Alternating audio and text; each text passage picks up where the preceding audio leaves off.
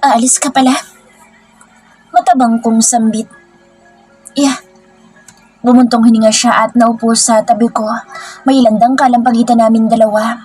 Gusto kong tanungin kung isasama ba niya kami. Kung ilang buwan siya doon kaso ayoko na namang maghabol.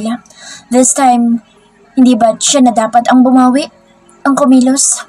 Ayoko ipagsiksikan ng sarili ko sa kanya. Kung malabo na naman na pala kami.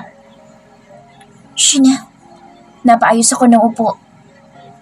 Yes. Hindi ko siya tiningnan. Nagsimula na kasi mag-init ang magkabilang sulok ng aking mga mata. I'm setting you free. Napatanga ako. Ilang segundo kong inisip ang sinabi niya.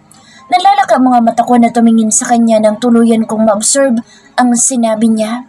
Akala ko'y aalis lang siya pero ano to? Gusto na din niyang umalis sa buhay ko? Ganun ba? Yun ba ang nais niya? Anong ibig mo sabihin? My voice broke. Nagiwas naman siya ng tingin. Ipapaayos ko ng annulment natin. His voice was so cold. Hindi ko din mabasa ang kanyang mukha dahil tumalikod siya sa akin. Bakit? Nanghina ako. Awang ang mga labi ngunit wala lumalabas na salita. I feel like I don't deserve you anymore. Dati pa naman, hindi na kita deserve. Ilang minuto na nagkaroon ng katahimikan. Ayoko bang magsalita pero nagawa kong ibukang aking bibig. Okay. Tumango ako. His eye, and later on nod his head. Humakbang siyang palayo sa akin hanggang sa makalabas na siya ng silid. Hindi ko alam kung ilang oras akong nakatunganga lang sa kawalan. Nang kumarap ako, doon ko lang naramdaman ang basa kong mga pisngi dahil sa luha. Mabilis ko itong tinuyo. Anong gagawin ko? Nag-isip ako ng ilang minuto. Kinuha ko ang aking cellphone at nakaramdam ako ng pagkabalisa, kaya kailangan ko ng may makakausap, kaysa mag-breakdown ako. Hindi ako pwedeng maging mahina. Sisiw na lang sa akin ang heartbreak. Parang kagat lang ito ng langgam. Hello? Kumusta ka? Ayos ka na ba? Sunod-sunod ang mga tanong ni Shell sa akin. Hindi ko pa siya nakakausap pagkatapos ng nangyari. Ang daming ganap sa buhay ko. I was kidnapped and now here's Christian telling me that he's gonna process our annulment. Tumikim ako at tumingin sa may malawak na langit bago nagsalita. Nakikipaghiwalay na si Christian sa akin. Ilang sandali na natahimik si Rachel. Tiningnan ko pa kung nasa linya pa ba siya. Bago siya magsalita, marahas siyang bumuntong hininga. Langyang iyan, may tagas ba sa ulo yung asawa mo? Kago, nananahimik ang buhay mo. Ninyong magina tapos bigla niyang isisiksik ang sarili niya tapos ngayon ganito ang gagawin niya? Gigil na gigil siya. Hindi ko na nga masundan ang iba pang sinasabi niya. Kung kailan magbe-birthday ang anak niya saka siya magdedesisyon na aalis at makikipaghiwalay sa akin. Napahikbi ako. Tahan na. Tahan na. Pinunasan kong aking luha. Hindi ako dapat na umiiyak dahil sa nangyari. Hindi ko dapat iniiyakan ng lalaki iyon. Dapat wala na lang sa akin ito dahil for the past years, akala ko hiwalay na din kami. Kaya dapat wala na lang siya sa akin, di ba? Ayos na eh. Pero ginulo na naman niya ang lahat. Wala ba talaga siyang konsensya? Ang lupit mo talaga, Christian.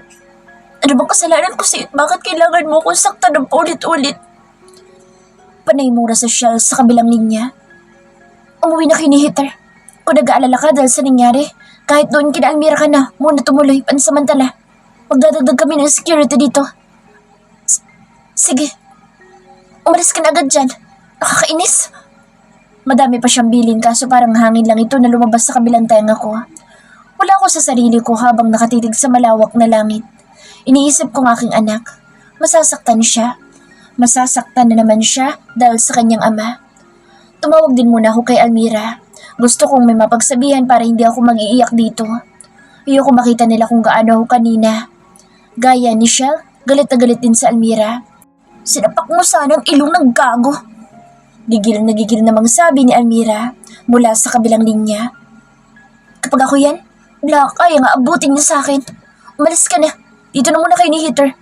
Bago ka umalis, suntukin mo siya sa Maid Nose Bridge. Huwag kang iiyak-iyak dyan sa harapan niya. Mauna na kayo mag-ina na umalis. Nagigigil ako sa gagong yan. Tumatawa ako nagpunas ng luha. Huwag ka na magdala ng gamit. May pera ka ba dyan? Tinignan ko kanina yung mga gamit ko. Wala yung wallet ko doon. Hindi siguro nailagay ni Lucinda. Si Lucinda din pala. Iwanan ko na lang kaya siya dito. Madami pang ibinilin sa akin si Almira. Pinapupunta niya ako sa kumpanya ng kuya niya. Doon kami sasakay ni Heather ng chopper. Sabihin ko lang daw na kaibigan ko sa Almira. Madami kasing gas sa resort ni Shell kaya hindi available ang chopper nila. Ang nasa isip ko pa man din, kanina ay magstay na muna kami sa condo mag-ina. Pero mas magandang suggestion ni Almira. Kaysa naman magbukbuk ako dito sa Manila, babalik na lang ako sa isla kung nasaan ang mga kaibigan ko. Nagbihis ako. Nagpalit ako ng jogger at t-shirt. Paglabas ko ng closet, sakto namang nagbukas ang pintuan ng silid. Akala ko'y si Christian pero buti na lang at si Lucinda. Hindi ko na alam kung paano haharapin o pakikitunguhan si Christian ngayon. Siguro mas makabubuti na hindi na muna at wala na muna kaming komunikasyon. Si Lucinda na lang ang kontakin niya kapag gusto niya makausap o makabalita sa anak. Bahala na nga siya. Hinilot kong aking ulo. Kailan tayo aalis? Malungkot na tanong ni Lucinda. Hindi naman ako nakapagsalita. Hindi tayo alis dito? Hindi ka aalis? Tanong niya. Aalis. Pinasal niya ang aking braso. Nandito ako para sa inyo ni Heather. Salamat, Lucinda. Naupo kami sa sofa. Napatunga nga kami ng ilang minuto. Kausapin ko na lang siguro siya. Sabi ko, para at least alis ako na walang gaanong mababagabag sa aking isip. Ikaw ang bahala. We're adults, kaya dapat mag-usap kami na parang matured adults. After all, we're married. Hindi lang naman simpleng breakup ito. Tanghali na nang maisipan kong harapin o hanapin si Christian sa baba. Sinabihan ko na si Lucinda na kunin si Heather. Bibi, sumama ka na muna kay Tita Lucinda mo ha. Utos ko kay Heather na nakikipaglaro sa kanyang mga pinsan sa may garden. Sa isang mesa nakaupo si na Christian. Nagkukwentuhan at inuman. Halos hindi pa naman nababawasan ang laman ng ala kaya nasusiguro kong maayos pa siyang kausap. Napatayo si Mommy at Daddy. Si ate naman ay sanay niya sa mga yaya ng anak at pamangkin na pumasok sa loob. Hindi ko alam kung bakit nila ginawa iyon pero tingin ko, sa tagal kong tumira sa kanila, kilala na nila ako. Nang makapasok ang mga bata at mga yaya nila sa loob, doon pa lang ako humakbang palapit kay Christian. Nakatingin siya kanina sa akin, pasulyap-sulyap. Ngunit nang mapansin na palapit ako sa kanya ay bahagyan na laki ang kanyang mga mata. Nagsipag-ayos ng upo ang kanyang mga kaibigan. Nakatuon na din ang kanilang buong atensyon sa akin. Christian? Yes. Utal niyang sagot. He tried to be cold pero nananaig ang pagtataka at kaba sa kanyang mukha. Bakit siya kinakabahan? Kailan mo ayusin ang annulment natin? Tanong ko. Napasingha pa mga magulang niya. Pati na si ate na gustong-gustong sumabat pero pinigilan ni Daddy. Hindi nakapagsalita si Christian. Nakaawang ang kanyang mga labi. Hinantay ko siyang magsalita ng ilang mga segundo pa pero nang wala akong mahintay sa kanya, muli ako nagsalita. 1 week, Christian. Hihintayin kita ng 1 week sa isla. Kapag hindi ka nagpunta, aasahan kong inayos mo ng annulment natin. Magmumove on na din ako ng payapa. Tumikim ako nang maging garalgal ang aking boses. After 1 week, sisikapin kong kalimutan at kalimutan ka ng tuluyan. There will be no another chance. Hindi na ulit kita tatanggapin kapag nagbago ulit ang isip mo. Kinagat ko ang aking labi at napatingala. How about your visitation rights with Heather? I will talk to my lawyer. Don't call me. If you want to talk to your daughter, you can call Lucinda. If you want to ask about your daughter, ask Lucinda. You know her number. Pinilit kong ngumiti. We're leaving. Mas magandang kami na lang ang unang aalis. Bahagya akong yumukod sa kanyang mommy at daddy. Umiiyak na mga ito. Sa ate naman ay hindi makatingin. Naiiyak pero nakikita ko ang galit sa kanyang mukha. Thank you po. Pwede niyo pong i-video call sa Lucinda para makausap niya si Heather. Sorry din po sa mga sama ng loob na ibinigay ko sa inyo. Sabi ko bago ako tumalikod. Dire-diretso ako naglakad papasok ng bahay. Nakaupo si na Lucinda at Heather sa sofa. Tahimik ang aking anak. Malungkot siya ngunit nang makita niya ako ay ngumiti siya. Alam kong pinipilit niyang ngumiti. We're going home, Mommy? Yes, baby. We're going home. Is it okay with you? She nodded. Lumuhod ako sa harap niya Saka siya niyakap. I'm sorry. I'm sorry. Sorry dahil hindi ka kaya bigyan ni Mommy ng buong pamilya. Sorry sa mga sama na loob na ibibigay namin sa'yo ng daddy mo. I tried. Ginawa ko naman ang lahat para maging okay kami. Mula noon na magkita kami ulit pagkatapos na ilang taon pero wala eh. Siguro nga hindi talaga kami nakalaan para sa isa't isa. Sumakay kami ng taxi. Mabuti at may dalang pera si Lucinda. Nagpahatid kami sa kumpanya ng mga Montenegro. Mabait ang kapatid ni Almira. Madami siya mga katanungan tungkol sa kanyang kapatid pero hindi ko masagot ng maayos dahil hindi ko alam kung alam nila ang tungkol kay Mir. Wala pang 10 minuto'y dumating na ang chopper. Malungkot ako sumakay. Tahimik si Heather at si Lucinda ay pinapakaramdaman naman kami mag-ina. Nang lumipad ang chopper, napatingin ako sa baba, sa natatanaw na tower ng mga Greco. Goodbye, Christian. Mag-iingat ka lagi. At sana'y kung makahanap ka ng babaeng bagong mamahalin at pakakasalan. Sana'y piliin mo yung may mabuting puso at kaya ding tanggapin si Heather. God, tulungan mo kong kalimutan siya. Tulungan mo kong maging matatag para sa aking anak. Babae pa man din siya. Sana hindi mag-cause ng trauma sa kanya itong sitwasyon namin ng kanyang ama. We are not a good example to her. Sinikap kong ngumiti kahit na nagpapakita ng pagkaawa sa akin sina Almira at Shell na nakaabang sa aming pagdating. They hugged me. Pinipilit ko na wag nang umiyak pero napaiyak na naman ako. Ang hina-hina ko pa din talaga pagdating sa kanya. Nakapaglaro naman agad si Heather kay Mir. Sa loob lang ng room, okay? Bili ni Almira dito. Bawal lumabas ang bata at ma-expose sa ibang tao. Ganon din si Mira. Ayaw din niyang makasalamuha at makita na ibang mga tao. Nagtatago silang mag-ina kaya nga hindi ko inaasahan na nandito sila ngayon. Hindi naman sana ako iiyak kung hindi lang nila pinaulit na ipakwento sa akin ng mga nangyari. Naiinis na nga ako magkwento dahil paulit-ulit na lang. Pati kung paano kaming naging mag-asawa. Tumawa sila nang umungol ako sa inis. Alam ko sinasadya nila ito at kung ano ang dahilan nila'y ewan ko sa kanila. Nakasimangot na ako at nakalukip-kip. Huwag na nga natin siyang pag-usapan. Nabubwisit na ako. Sabi ko, napalakas ng tawa ang dalawa. Isa yan sa steps para mag-move on. Yung ayaw mo na siyang mapag-usapan dahil naiinis ka lang. Inikot ko ang mga mata. Naiirita tuloy ako. Oh, saan ka pupunta? Tanong nila nang tumayo ako. Sa taas. Dito ka muna. Sayang naman pagdayo sa atin ni Mira. Dito kung iiwanan mo lang kami. Bumalik ako sa upuan. Nakalukip-kip kaming tatlo at natahimik ng ilang minuto. Mag-inom tayo? Question ni Shell. Oo nga. Sang-ayon naman ni Mira. Ha? Paano naman mga anak natin? Buti sana kung wala kami mga anak. Saka matagal na din yung huling beses na nag-inom ako. Tsak na mahina na ako sa inuman. May mag-aalaga naman sa kanila eh. Sige na. Pamimilit ni Shell. Tumangutango si Almira. Bakit parang sila ang may problema at dinidibdib samantalang ako itong hiniwalayan na naman ng asawa? Saka mas mabuting damhin mo ang sakit kaysa pilit mong iniiwasan at itinutuon sa ibang bagay para makalimot. Hindi ganoon iyon. Mas okay kung mag-iiyak ka dyan. Paano ako iiyak? Nainis nga ako at naiirita sa topic tungkol kay Christian. Ayos na ako. Kaya ko to. Ako pa ba? Ano? Pangungulit na ang dalawa. Ewan ko sa inyo. Basta hindi ako iinom. Baka mamaya ano pang sabihin ni Heather. Nalasanggerang nanay niya. Tinawag nila sina Heather at Mir. Nagpaalam si Mira sa kaniyang anak. You need to eat and sleep alone, okay? Hinilot ko ang ulo ko at umiling-iling. Okay, Mommy. I'll sleep beside Heather and Tita Lucy. Okay, that's my girl. Si Heather naman ang kinausap. Heather, your tita and your mom will just have a girls' night. Adult girls' night, okay? Ngumiti ang aking anak. Okay po, if that will make Mommy happy. I really have the sweetest angel. So proud of my baby. Binili na namin si Lucinda at ang isa pang maid. Nag-order na lang din kami sa kanila ng food sa hotel. Sa may kubo lang naman kami magiinuman.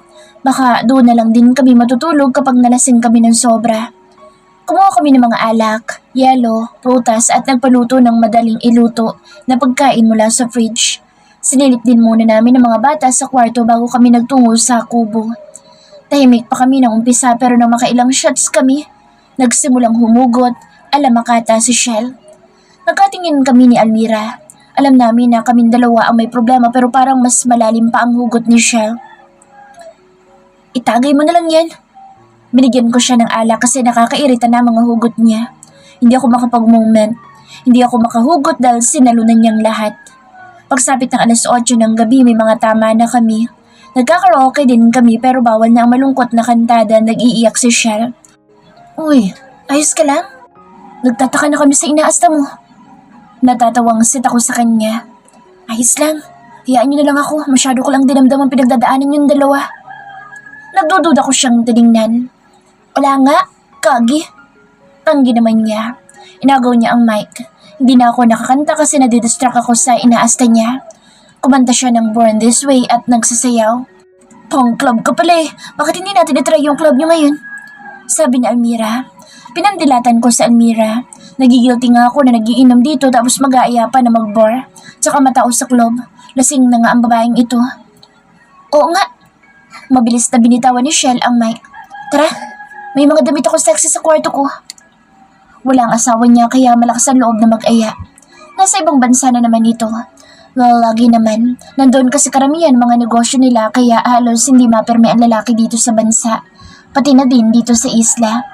Mukhang maayos naman ang pagkasama nila. Nagkasundo din sila na huwag muna mag-anak. Sweet din naman ang lalaki at kapag nandito siya sa isla, madalas silang magkulong sa kwarto o kaya nagbabonding sila sa kusina, nagluluto at sabay na kumakain. Ano kayang problema? May babae kaya ito? Kaso, masasabay pa ba niya ang babae gayong sobrang busy niyang tao? Sana kung may problema siya mag-open siya sa akin, hindi yung sinusolo niya ang pinagdadaanan niya. Pinili kong isuot ang red silk, backless mini dress. Black silk naman ang kay Mira nakita na halos at luwana ang buong hinaharap. Si Shell naman ay crop top at leather miniskirt ang suot. Sa gilid na table kami pumwesto since ito lang ang bakante. Halos mag-fully book na ang hotel at mga villa kaya hindi nakapagtataka na punong-puno ng mga tao ang loob ng bar. Umorder kami ng alak. Sa dami ng nainom ko, inaantok na ako at kung hindi lang nagtititili itong dalawa, baka tuluyan na akong makatulog dito sa kinahupan ko. Tara, sumayaw tayo, dali! Hinila kami ni Xiao hanggang sa dance floor. Nagsasayaw siya at sa sobrang kalasingan kung ano-ano nang naiisip na kalokohan. Umakyat pa talaga ito sa stage. Nang mapansin na naiwan kami ni Almira, bumaba siya para hilahin kami at isama sa stage. Hinaram niya ang mic sa DJ. Hello guys! Gusto ko lang ipakilala sa inyong friend ko, sa Sheena. On process ng annulment nila ng kanyang ex-husband kaya nandito kami ngayon para mag-celebrate. Sa mga single guys dyan, pwede niyo siyang ligawan. Sumigaw ang mga kalalakihan na nandito sa club. Tumawa lang naman ako. Hindi ko magawang sawayin si Shell dahil lasing na din talaga ako. Ang ilan sa mga tao ay nakalabas sa mga smartphones at nakatutok sa amin sa stage. Nagtakip ako ng mukha sa iya pero alam ko nagawa na nila kaming kunan. Bumaba kami ng stage na 3. Bumalik sa dance floor at nagsasayaw. Para kami mga nakawala sa kulungan na 3. Tumawa ako at sumayaw. Tamang sayaw lang. Hakbang ng isang paa sa kanan at ang isa naman ay sa kaliwa. Pagod na ako. Balik na tayo sa upuan. Aya ko. Hindi pa agad sumama si Shell kaya sa pilitan namin siyang hinila ni Almira. Uminom ulit kami pero light drinks na lang dahil baka hindi na ako makabangon bukas. May asikasuhin pa akong anak. Nakailang order pa kami dahil ayaw pang umuwi ng 2. Hindi naman malakas ang tama ng drinks kaya sinabayan ko pa sila ng inom. Bakit? Tinabi ko sa Almira. Kanina pa kasi siya palingalinga. Parang may nakita lang ako nakakilala ko. Saan? Nagtataka akong tumingin sa paligid. Baka lasing na ako. Last na to, umuwi na tayo. Sabi ko sa kanila. Tahimik na din si Shell. Parang ang lalim ng iniisip niya. Hindi na umiimik at tumigil na din sa kanyang mga hugot. Pinulot ko isang baso ng alak na in-order niya dahil mukhang wala na siyang planong inumin ito. Ako na lang ang iinom. Hindi naman malakas ang tama nito. Sayang naman kung hindi iinumin.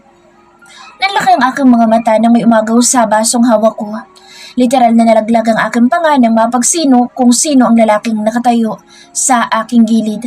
Hindi lang siya nandito. Kasama niya ang kanyang mga kaibigan. Sina Angus, Caius, Hawksley at Fort.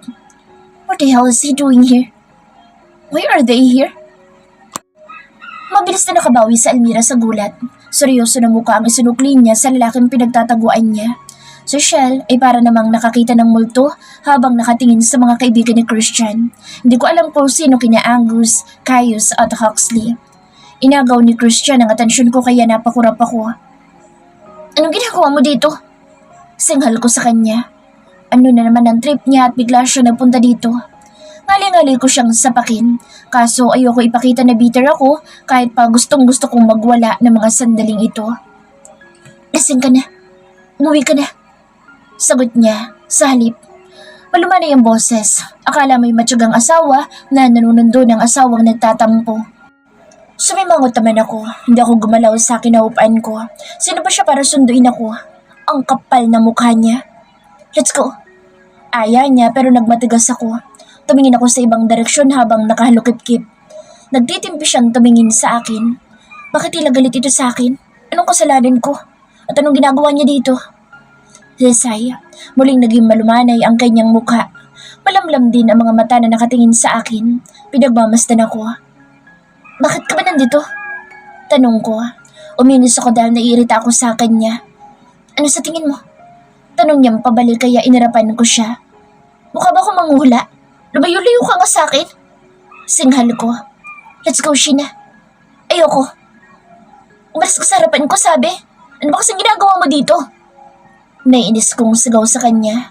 Wala na akong pakaalam kahit maagaw namin ang atensyon ng ibang mga tao na nandito. To stop you from partying and attracting some men. Naiinis naman niyang sagot. Gumalaw ang kanyang panga. What? Napakurap ako. Nakataas ng isang kilay niya. So what? Hiwalain na naman na tayo, di ba? Sagot ko habang nakataas din ang isang kilay. Ano pang karapatan niya sa akin pagkatapos ng ginawa niya? Pagkatapos niya ulit akong saktan, nandito siya at minamanduhan ako. Let's talk outside. Aya niya pero nagmatigas ako. Ayoko. Humalukip-kip ako at tumingin sa kabilang gawi. Wala na tayong dapat na pag-usapan pa. Pagtingin ko sa kinaupan ni Shell, nawawala na ang babae. Wala din sina Huxley at Caius. Si Almira at Fort naman ay nagsusukatan ng tingin. Si Angus naman ay tamad na nakaupo sa gilid. Gusto ko nang umuwi kaso baka isipin ni Christian na sinusunod ko ang gusto niya. Nanatili ako nakaupo at hindi gumalaw kahit na ramdam ko naman ang pagkahilo sa dami ng nainom ko. Parang ramdam ko ang pang-inog ng mundo. Kapag tumayo ako, tsak na matutumba ako. Bumuntong hininga si Christian at nagulat ako nang basta na lang ako nitong binuhat. Tumili ako ngunit bigla na lang niyang hinalikan ang aking mga labi. Anong ginagawa mo? Naiinis kong sigaw. Hindi niya ako sinagot. Sinapak ko siya ngunit hindi siya pumalag. Sino may sabi sa'yo na pwede mo akong halikan? Sinapak ko ulit siya. Ang kapal na mukha mo! Ang kapal-kapal mo! Hindi siya gumalaw. Tinanggap lang niya ang panakit ko sa kanya. Diyan ka magaling sa paglalaro sa damdamin ko, sa buhay ko. I hate you, Christian! I hate you! Nangihina ako kaya tumigil na ako sa pananakit sa kanya. Nagsimula na din siya maglakad hanggang sa makalabas kami ng bar. Ibaba mo ako! Sinunod naman niya ako. Bakit ka nagpunta dito? Bakit ka sumunod? Gusto mo na ba agad na ma-process ang annulment kaya hindi ka na makapaghintay ng 1 week? Hindi siya sumagot. Mariin lang siyang nakatitig sa akin. Hinawakan niya ang kamay ko.